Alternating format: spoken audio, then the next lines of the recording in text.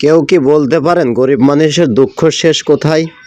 এই যে কনকনে ঠান্ডা শীতের ভিতরে ভাইয়া বেরোনো যাচ্ছে না ঘর থেকে, তারপরেও দেখুন সবে মাত্র কেবল বাজে সকাল 8টা, তার ভিতরে গরিব মানুষ সব চলে এসেছে কিছুটা স্বস্তির দাম কম পাবে বলে সেই জায়গাটায় চলে এসেছে কাউন্সিলে।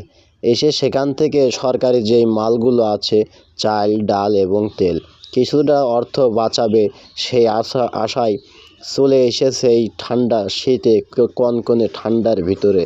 আসলেই আমাদের দ্রব্যমূল্যর দাম এখন আমাদের নাগালের বাইরে চলে গেছে, তার জন্য এই বেহাল অবস্থা। আমি একটু ঘুরিয়ে ঘুরিয়ে আপনাদের পরিবেশটাও একটু দেখানোর জন্য চেষ্টা করলাম প্রিয় বন্ধুরা। অবশ্যই আপনারা পুরো ভিডিওটা একটু দেখবেন দয়া করে। এই যে দেখুন গরিব মানুষ সবাই কাজকর্ম ছেড়ে কিছুটা স্বস্তির আশায় এসেছে অল্প দামে কিছু জিনিস ক্রয় করার জন্য। আসলে এই গরিব মানুষের মুখও কেউই তাকায় না, সবাই সবার কাজেই ব্যস্ত। কে খেলো কে না খেলো কেউই চেষ্টা করে না, কেউ জানতেও চায় না, কেউ শুনতেও চায় না।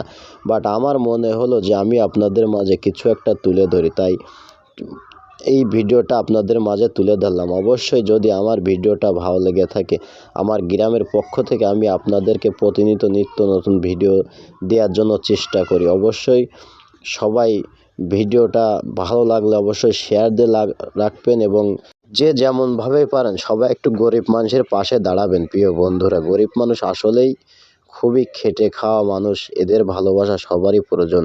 অবশ্যই প্রিয় বন্ধুরা একটি লাইক একটি কমেন্ট করে যাবেন। ধন্যবাদ।